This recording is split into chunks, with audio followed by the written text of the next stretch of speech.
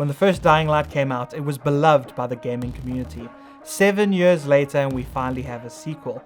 But is its parkour, its zombie slashing, and its story brought to new heights? Well, one of those things is very bad, another one of those things is actually pretty good, and the other is amazing. Which one is which? Well, you have to watch the rest of this review. This is my Dying Light 2 review.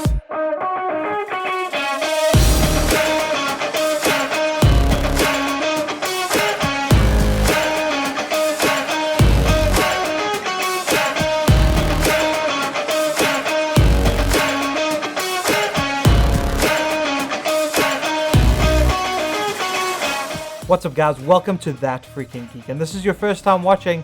I'm going to do a shameless plug right now. Go follow me on my social media, my Instagram, and here on my YouTube, or if you're watching on Instagram, also here on my Instagram. But today we'll be talking about Dying Light 2 Stay Human. And this one has come out with guns blazing. It's been quite a while since the last one came out, 7 years in fact. And a lot of people have been experiencing some serious bug issues, some serious glitches. And luckily, through my gameplay, I didn't have much issues. Sure, there were a few here and there, but at this point, after playing games for this long, you kind of get used to all the bugs in games. But apparently people have been having huge issues with it, and I didn't when I played through on my PS5. But anyway, enough about that. Let's get into what this game is all about. So what the developers have promised is a very robust story in the sense that you get to go on a journey into the city and you make choices, and your choices are meant to make huge things happen within the city, within characters and with actual structures of the buildings, and that's what they promised. They also promised more action, more zombie killing, more ways to kill your zombies, more ways to kill the bandits in the city. And on top of all that, they've taken their parkour to the next level. Is it as fun? Is it what they promised? Did they deliver? Well, let's find out, starting off with story. You play as Aiden going back to the city that he left behind when he was a child to retrieve his sister, who he promised that he would come back for, but it's been many years later. That, and coupled with the intro, the game looked like it was getting really interesting. However, just like a fly kicking a zombie off a skyscraper, it ended with a splat. That brainless downhill was so terrible that I cannot believe that this is the story that they went with the game. While there are many different characters that you encounter are kind of interesting, they just don't shut up. They just keep talking and talking. You even get the option of more dialogue if you choose to, but I always either skipped right through all the dialogue, or I just clicked on the dialogue that would end the conversation, because these people just kept on waffling on. And on top of that, we were promised that we'll be given choices, and with these choices would mean huge changes in the game. However, no matter what choice I made, it never felt like anything really happened. And the groups of people that I used to piss off, they got pissed off, and then they acted in the next scene like I didn't just betray them. It was very, very strange, and I don't think this is anywhere near as good as other RPGs where you get choices. It's fine, but just don't expect much from the story. But at the end of the day, you're not here for the story. You're here to kill some zombies, to cut off some limbs of bandits, and there's plenty of that. Unlike Aiden, the terribly boring protagonist you play as, the gameplay in this game is so much fun. Nothing is as satisfying as cutting off the limbs of zombies. Out of context, that kind of sounds weird, but you know what I mean. You agree, it's fun cutting off the limbs of zombies that used to be people. Let's not overthink it, but it is so much fun, and there's so many weapons that you find lying around the city, which is quite interesting. People just keep leaving these really powerful weapons lying around. Hey, this is still a video game, and you can do various things to weapons. You can make them fire, you can make them electricity, you can design little bombs. There's quite a bit of variety. However, I do wish there was more combos in the weapon. So I don't know, something like strapping a C4 to your sword and then swinging and then it blows up. Not sure how it works. Obviously you would blow up as well, and so I'm not exactly sure what they could have done, but there has been more creative ways to kill zombies in the past, but this is still pretty damn satisfying. One last thing about weapons, I also think that the durability of the weapons, the fact that they keep breaking and you gotta keep finding new ones, I'm not a fan of it, but hey, it's in this game and you just gotta live with it. And then lastly, within the weapons, there is a choice of a bow and arrow, and man oh man, it is the most unsatisfying bow and arrow in a video game I've ever experienced. It's not cool, it's not fun. I don't recommend you even look at it. just go on to the next thing. And then you get the actual zombies, and while they are, you know, lots of fun to kill, there just isn't much variety there. I mean, there's a fast one, there's a normal one, there's a big one, and there's a screaming one, and there's a funny looking one. They all just, yeah, that's really it, and there's not much more to it.